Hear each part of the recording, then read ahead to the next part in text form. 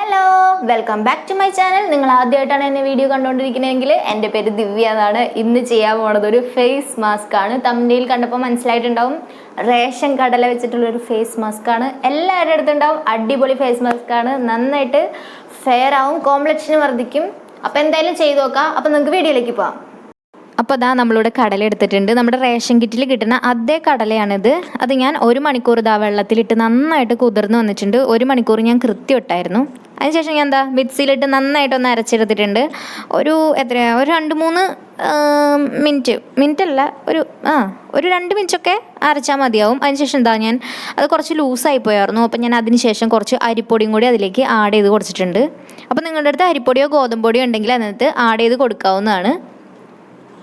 അപ്പോൾ മാസ്ക് തയ്യാറാക്കുന്നത് എങ്ങനെയാണെന്ന് നിങ്ങളെല്ലാവരും കണ്ടല്ലോ. നമ്മൾ കടല ശരിക്കും വെള്ളത്തിലിട്ട് കുതിർത്തായിരുന്നു. കുറച്ചൊരു എന്താ പറയുക, ശരിക്കും കൊച്ചു കടലയാണല്ലോ നമുക്ക് കിട്ടുന്നത്. അപ്പോൾ അത് നന്നായിട്ട് വെള്ളത്തിലിട്ട് കുതിർത്തി അത് അരച്ചെടുത്തിട്ട് അതിലേക്ക് അത് തിക്കാവാൻ വേണ്ടിയിട്ട് നമ്മൾ കുറച്ച് അരിപ്പൊടിയോ ഗോതമ്പൊടിയോ ചേർത്ത് കൊടുക്കുക. അത് ഓപ്ഷനിലാണ്. നിങ്ങളത് അരച്ച് കിട്ടുമ്പോൾ നല്ല തിക്ക് പേസ്റ്റ് ആയിട്ടാണ് കിട്ടണമെങ്കിൽ അത് മാത്രം ഇട്ടാൽ മതി. അല്ല കുറച്ചെങ്ങനെ ലൂസായി പോവുകയാണെങ്കിൽ കുറച്ച് അരിപ്പൊടിയോ ഗോതമ്പൊടിയോ അതിനകത്ത് ചേർക്കാവുന്നതാണ്. അപ്പോൾ ഇതാണ് നമ്മുടെ ഇന്നത്തെ ഫേസ് മാസ്ക്. എല്ലാവർക്കും ചെയ്യാവുന്നതാണ്. ഇനിയിപ്പോൾ ഈ സാധനങ്ങൾ തേടി എവിടെയും പോകണ്ട, അവിടെ എല്ലാവരുടെയും വീട്ടിലുണ്ടാവും. അപ്പോൾ നമുക്കിതൊന്ന് ഫേസിൽ അപ്ലൈ ചെയ്യാം. നല്ല തിക്ക് പേസ്റ്റ് ആയിട്ടാണ് ഞാൻ ചെയ്തിരിക്കുന്നത്. കുറച്ച് കയ്യിലെടുത്തിട്ട് ഞാൻ കൈ വെച്ചിട്ട് തന്നെയാണ് ചെയ്യണത്.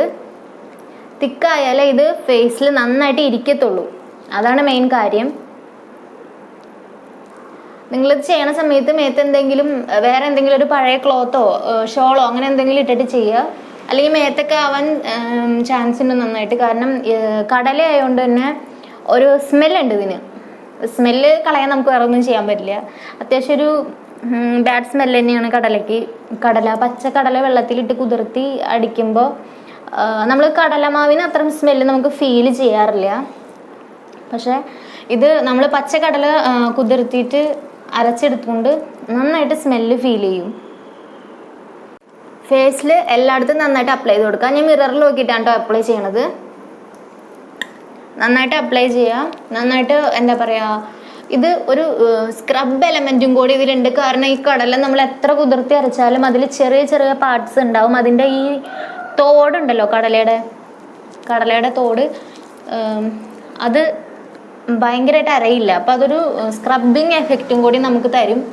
അതുപോലെ തന്നെ നമ്മൾ സ്ക്രബ് ചെയ്യണോണ്ട് നല്ല സ്മൂത്താവും സ്കിന്ന്. നിങ്ങൾക്ക് കണ്ണിൻ്റെ അടിയിൽ നന്നായിട്ട് ഡാർക്ക് സർക്കിൾസ് ഉള്ളവർക്കും ഈ പാക്ക് ഇടാം കേട്ടോ. ഡാർക്ക് സർക്കിൾസ് ഒക്കെ പോവും.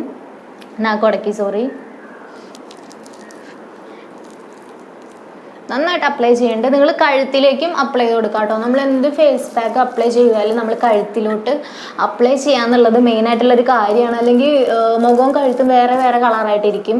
എല്ലാവരും മുഖം മാത്രം വെളുപ്പിക്കാനേ ശ്രമിക്കാറുള്ളൂ. അപ്പം നന്നായിട്ടൊന്ന് സ്ക്രബ് ചെയ്ത് കൊടുക്കുക. നല്ല രീതിയിൽ തന്നെ അപ്ലൈ ചെയ്ത് കൊടുക്കുക കേട്ടോ.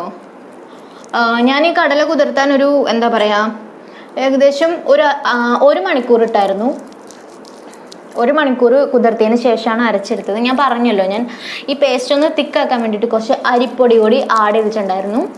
നിങ്ങളുടെ അടുത്ത് അരിപ്പൊടിയോ ഗോതമ്പൊടിയോ ഏതെങ്കിലും നിങ്ങൾക്ക് സബ്സ്റ്റിറ്റ്യൂട്ട് ആയിട്ട് ചേർക്കാവുന്നതാണ്. ഇല്ലെങ്കിൽ പ്ലെയിൻ ആയിട്ട് നമുക്ക് ആ മാസ്ക് തന്നെ അപ്ലൈ ചെയ്ത് കൊടുക്കാം. ഇതിങ്ങനെ ഫേസിൽ വെക്കണേലും പകരം ഞാനിപ്പോൾ ചെയ്തുകൊണ്ടിരിക്കുന്നുണ്ടല്ലോ, ഇതുപോലെ ഒന്ന് നന്നായിട്ടൊന്ന് സ്ക്രബ് ചെയ്തുകൊണ്ടിരിക്കുക. ഫേസിനൊന്ന് മസാജ് ചെയ്തിട്ടിരിക്കാം. അപ്പോൾ ബ്ലഡ് സർക്കുലേഷനൊക്കെ ഒന്ന് നന്നായിട്ട് ഇമ്പ്രൂവ് ആവും.